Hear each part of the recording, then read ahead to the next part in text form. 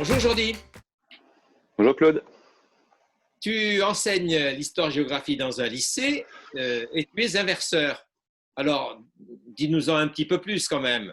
Inverseur, alors oui, effectivement, depuis 2013 à peu près, je me suis lancé dans la classe inversée et comme beaucoup de collègues qui sont dans cette démarche, bon, ça a beaucoup évolué. Donc, effectivement, je peux dire que je suis inverseur, mais ça recouvre beaucoup de pratiques très variées, très diverses. Classe inversée un peu classique, comme ça a été un petit peu fait au départ, jusqu'aux classes renversées et puis à toutes sortes de formules pour justement diversifier notre pédagogie. Je disais, tu enseignes l'histoire-géographie, mais précise-nous à quel endroit?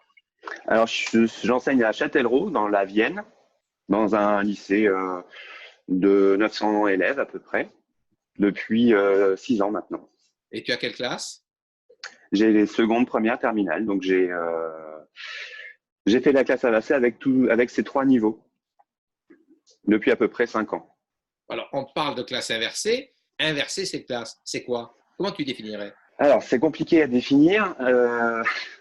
Le principe, c'est de faire en sorte que le temps de présence en classe soit vraiment dédié à des choses qui me paraissent importantes, pour lesquelles les élèves ont besoin de ma présence à leur côté. C'est vraiment ça l'idée. Donc, ça peut être varier les activités, mais mettre à 100% le temps de classe en présence.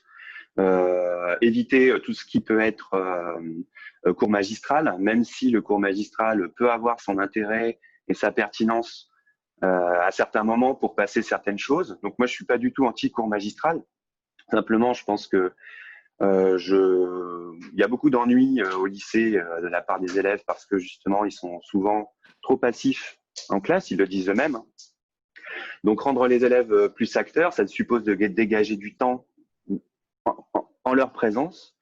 Et pour cela, le fait de déporter une partie de la connaissance, par exemple, à l'extérieur, nous permet, nous au lycée, puisqu'on a des volumes horaires extrêmement contraints, une masse de connaissances extrêmement importante à faire passer aux élèves. Donc ce processus d'inversion, c'est-à-dire essayer de voir ce qu'on peut faire à distance et ce qu'on peut faire, ce qu'on peut déporter à la maison et ce qu'on peut faire en classe, permet de faire beaucoup de choses justement en classe aux côtés des élèves. Donc tout ce qui est travail des méthodes, travail de groupe, production aussi des élèves eux-mêmes, pour éviter qu'ils soient dans une situation toujours assise devant un enseignant en train de leur raconter des choses. Mais alors, déporter, c'est-à-dire renvoyer sur de l'auto-apprentissage, hein, à la maison, ailleurs que dans la salle de classe, nécessite de faire des choix. Quels sont ces typologies d'activités que tu mets en œuvre en auto-apprentissage, à la maison en particulier? Alors moi je fonctionne encore. Alors à la maison, ça va être par exemple des capsules vidéo. Les élèves vont avoir une première appréhension de ces connaissances à la maison, mais il faut absolument penser le temps de la classe articulé à ce temps de prise de connaissance de la capsule. Donc moi je fonctionne beaucoup alors, avec des petites vidéos, mais qui sont interactives, c'est-à-dire les élèves doivent avoir une action sur cette vidéo pour pouvoir comprendre ce qui est dit dans la vidéo, mais on sait très bien que si on laisse en l'état l'élève devant une vidéo, ça suffira pas. Donc en classe, on revient dessus systématiquement avec des tests qui sont des tests en live, donc qui sont vraiment du formatif. Et ensuite, l'activité ou les activités faites en classe remobilisent toutes ces connaissances qui sont dans la vidéo. Donc il n'est pas question de laisser, c'est pas un MOOC, c'est pas laisser l'élève face à une vidéo et puis après on considère qu'il a compris juste parce qu'il a regardé sa vidéo. Ça, on sait très bien que ça ne fonctionne pas. Donc il faut vraiment penser l'articulation entre ce que peut faire l'élève en autonomie et puis comment ça va être utilisé et mis à profit en classe. Donc la vidéo, elles peuvent être faites par exemple avant pour prendre connaissance d'une notion ou d'un fait historique, par exemple, qui sera après discuté et développé en classe, ou elle peut être aussi sous forme de synthèse de cours à partir du moment où on a travaillé en classe, on a défriché un thème avec les élèves, et plutôt que de leur dicter une synthèse qui un moment pas très intéressant, en tout cas, je trouve, eh bien, cette synthèse, elle peut être sous forme de capsule vidéo, à nouveau interactive, parce que je considère effectivement laisser un élève passif devant une vidéo n'a pas plus d'intérêt que de le laisser passif devant un prof qui parle. Alors, on a beaucoup parlé ces derniers temps, on va y revenir, de continuité pédagogique, le lien entre le hors classe et le en classe, le lien entre la mise en autonomie de l'élève et l'activité de classe, ça peut être considéré comme une forme de continuité de l'activité pédagogique de l'élève. Alors, je dirais oui, mais ça suppose beaucoup d'efforts de l'élève et ça suppose un travail important de sa part et surtout une volonté importante et une autonomie. Parce qu'on a pu constater, même si j'avais des élèves qui globalement étaient relativement préparés parce qu'ils avaient une bonne maîtrise des outils type NT, notamment, bon, et puis ils étaient habitués à travailler en groupe, etc. Donc, ça s'est plutôt bien passé pour les 2 tiers. Mais le souci, c'est pour le tiers pour lequel ça s'est pas bien passé. Donc, je dirais que oui, on peut maintenir une forme d'apprentissage dans ce qu'on a appelé la continuité pédagogique, sans que ça remplace le temps de présence avec les élèves, puisque les classes virtuelles, même si c'est un outil intéressant, ça remplacera pas la salle de classe, ça c'est sûr. Alors justement, venons-y. Tu nous expliques que l'essentiel, c'est l'activité en classe. Le 15 mars, tu n'as plus eu d'activité en classe. Qu'est-ce que tu as fait? Alors, c'est pas tout à fait exact parce qu'on peut quand même dire que la classe virtuelle, c'est une forme de classe, de présence avec les élèves. Même, on a une présence éloignée, certes, mais on est quand même en présence avec eux. Moi, je me suis dit, là, quand c'est arrivé, parce qu'on a tous été surpris Bien sûr. par cela, et je me suis dit qu'il fallait vraiment pas se précipiter et pas nous dire qu'on allait faire notre cours comme avant, sauf qu'on était chacun chez soi. On allait droit dans le mur en faisant ça. Donc moi, je pensais qu'il fallait prendre une semaine sans faire de contenu réellement pédagogique avec les élèves pour se poser et réfléchir à cette nouveauté de la distanciation, justement, pour se poser la question, eh bien, des contenus, des méthodes. Qu'allons-nous faire dans ce contexte-là? Est-ce qu'on continue à faire le programme? Est-ce qu'on continue à faire comme avant? Donc voilà, moi, je proposais de prendre le temps de réfléchir collectivement à ça. Après, le problème, c'est que il y a eu beaucoup de précipitations dans cette continuité pédagogique. On nous a fait comprendre qu'on devait être prêt en fait à le faire et c'est parti un petit peu dans tous les sens. Résultat, eh bien, on est beaucoup à avoir proposé beaucoup de choses au départ, trop probablement, et puis il a fallu faire marche arrière ensuite. Donc moi, ce que je faisais, c'était essayer de reproduire cette articulation entre absence et présence. Je préfère absence et présence que distance et présence.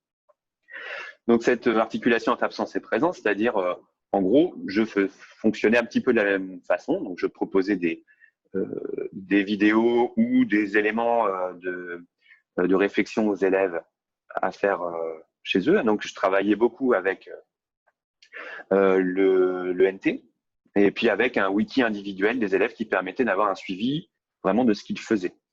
En partant du principe aussi que j'allais leur demander vraiment des choses extrêmement simples à faire, c'est-à-dire juste prendre de la connaissance, compléter quelques éléments sur une fiche, et ensuite le gros du travail, ce serait en classe virtuelle. Voilà. Et donc c'est un peu le même fonctionnement que ce que je fais en classe physique. Est-ce que tu pourrais nous dire en quoi consiste ce document que tu viens de nous présenter là? Alors c'est l'articulation entre le travail que je demandais aux élèves, travail personnel, avec les classes virtuelles. Donc les élèves avaient 1 ou 2 classes virtuelles par semaine avec moi. Donc j'ai pensé la façon dont ils allaient travailler de manière autonome et comment on allait exploiter tout cela en classe virtuelle. Et dans cette articulation, il y avait les vidéos interactives que je réalise avec H5P. Et voilà à quoi ça ressemble, une vidéo interactive. C'est une vidéo tout simplement dans laquelle l'élève à des questions qui apparaissent. Donc, je vous montre rapidement. P1. Quelles sont les Voilà, la principales vidéo étapes qui va rythment le s'arrêter conflit? et il y a une interaction qui arrive. Donc, l'élève doit répondre à toutes les questions pour avancer dans la vidéo. Et à la fin, il a une petite étoile ici où il va valider ses résultats. Et comme cette vidéo est intégrée dans mon Moodle, donc dans l'ENT de l'établissement, eh bien, moi, je vais avoir le suivi de l'interactivité des élèves. Donc, je peux m'assurer qu'ils ont bien regardé la vidéo, qu'ils ont répondu aux questions. Et le cas échéant, je peux même voir les questions qui posent problème éventuellement.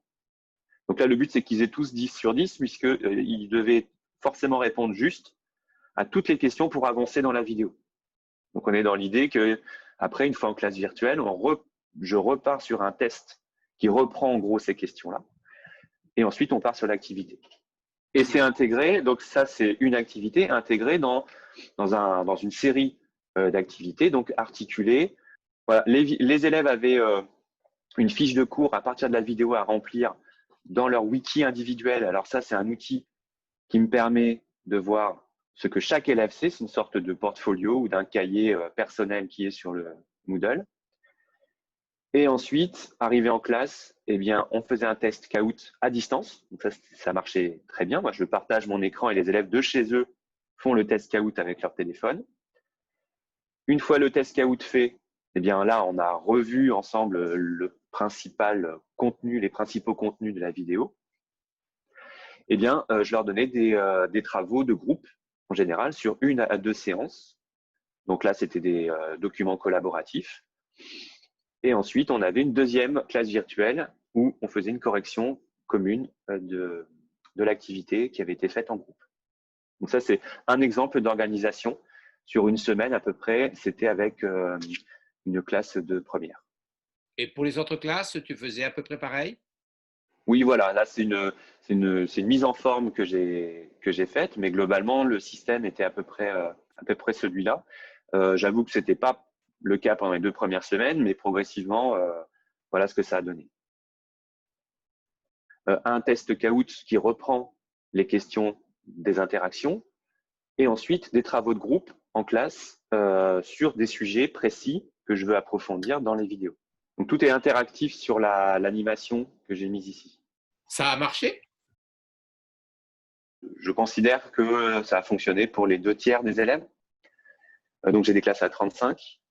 Alors, 2/3, on peut dire que c'est pas mal, mais c'est pas satisfaisant puisque le but, c'est quand même travailler avec tous les élèves. Donc, pour le tiers pour lequel voilà, il y a des difficultés énormes de connexion ou des élèves qui n'arrivaient pas à se mettre dans cette modalité de travail.